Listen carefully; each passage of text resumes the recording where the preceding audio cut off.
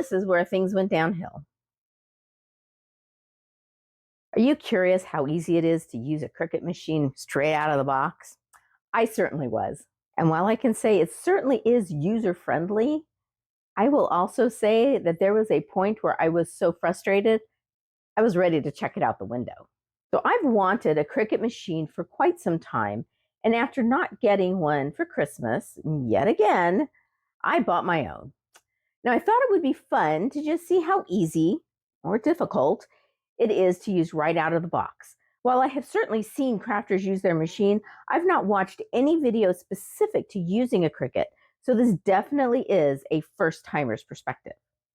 Now things started off easy enough with the unboxing. The machine comes with a power cord and USB cables, instruction booklets, a cutting mat, and 2 pieces of cardboard to make your first cuts. Look at how shiny it is. Once it was unboxed, it was time to download the Cricut Design Space, create my login, and connect. And this is where things went downhill. I waited several minutes for the cutter to start and nothing. I rechecked instructions, reloaded the mat. I even restarted my computer and re-downloaded Design Space and set up my machine again. I watched help videos on the Cricut website, nothing. Finally, after about 30 minutes of this, I called Cricut customer service, which I have to say was outstanding. The rep said that this is not an uncommon issue and walked me through the resolution, which required me to literally delete every trace of Design Space from my computer and then reinstall it. The rep walked me through 3 or 4 different locations in the depths of my computer to clear out everything and then had me reinstall the app. So about an hour later, I was again ready for my test run.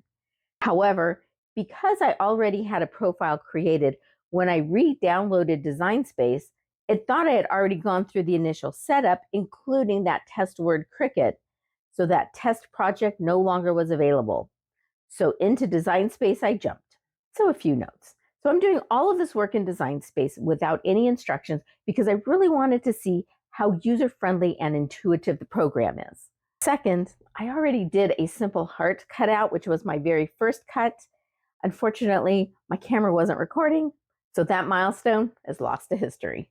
Third, I already did the project I'm about to show you because as I got into it, I said to myself, dang it, I should be recording my screen.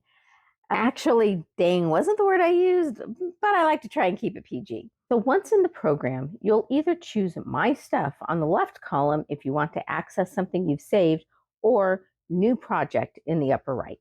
And once the desktop opens, you have multiple options on the left based on the type of project you want to do. I chose Image, clicked Free because I don't want to pay for anything, and typed Koala because, of course, I wanted to do a koala. Once you select your image, you size it as necessary by grabbing a corner. You also can rotate and flip your image. Now, because I was using the same piece of paper as the heart I did earlier, I tried to change the orientation to fit in the available space on the paper, but in the end, it was easier just to make it a bit smaller. And once you're happy with the size, select Make in the upper right corner and decide if you're going to save the project. If you select Save, you'll then have the option to save it to an existing folder or create a folder if you want. Since I've already saved this project, I didn't save it. Now the next screen shows your project on a 12 by 12 media. The base material is controlled by a dial on the machine itself, so if this is incorrect, it needs to be changed on the machine. You can draw with the Cricut as well, so step 2 is to confirm that you have the proper instrument in place, either a cutter or a pen. I'm not sure if they can do both together. I'm not that advanced yet. You then load the material, which has been placed on a vinyl mat. You place the mat within the guides on the machine and press the Load Unload button. Easy peasy. Once everything is in place, you press Go. Now I ran into a snag here as the blade grabbed one of the small pieces of cardboard, so from that point on, it was not actually doing any cutting. I paused it, removed the piece from the cutter, and resumed the process. However, there still was an uncut section, so I redid the entire cut on top of the original. The second cut was not exactly in line with the original, so if this happens, I would suggest just starting over. I bought all kinds of tools for my Cricut, most of which I have no idea how to use. I do know that these pointy things are weeders and used to pull out the extraneous pieces of the project. Unfortunately, there were two big issues here. Firstly, the cardboard really stuck to the vinyl mat, so it was really difficult to pull off pieces. And secondly, I honestly couldn't tell which pieces I was supposed to pull off in the first place. I thought this was a relatively simple design, but in hindsight, I realized it was not. In the end, I scrapped it and ordered some less sticky mats. However, I was determined to make a project of some sort and decided a simple sign with lettering was just the ticket. And my tagline, "Have a quality day," was just the phrase to use. I grabbed a round sign from my stash, covered it with Dollar Tree peel and stick wallpaper, and jumped into Design Space. I opened a new project and selected text, and after figuring out how to edit the text, I typed in my words, sized it to fit the size of the sign, and then searched for a fun and free font.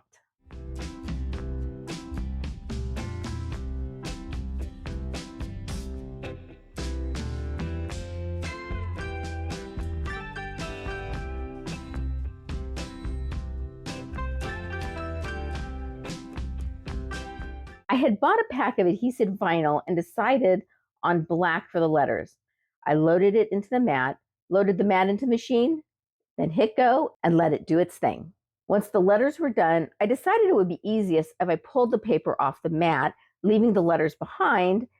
This wasn't quite as easy as I thought it would be, but I quickly developed a process that made it go relatively quickly.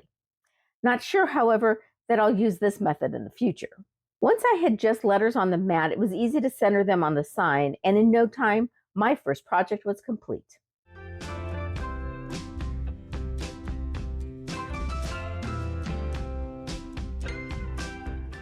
In addition to a bunch of accessories, I also purchased a storage bag, and I'm really glad I did. Not only from the perspective of protecting my new machine, but also because I knew I would need to transport it from the back room where my craft items are stored to the living room where I actually work on projects. A bonus is that there are several storage areas, so not only was I able to store the power and USB cords, but the front storage area is specifically designed to hold the various tools you'll eventually own, even if you haven't figured out how to use them. So based on this first use, can I recommend a Cricut? Honestly, I think it's a little too soon to make that call.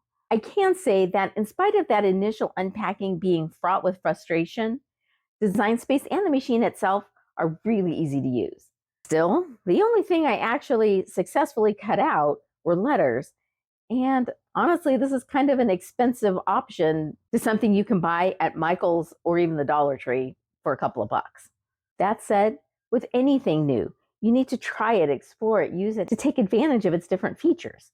When you initially sign up for Design Space, you're invited to join a 7-day project challenge. Every day they send you a different type of project that helps you learn the different aspects and functionality of the machine. Now, I kind of regret not doing that, and I think I'm going to go back and maybe do a redo. So stay tuned and check back in for future videos where I'm hoping to use my Cricut machine to make more quick, easy, and affordable crafts and DIYs. If you thought this was a quality video, I hope you'll check out these other videos. And thanks so much for watching. I hope that you have a quality day.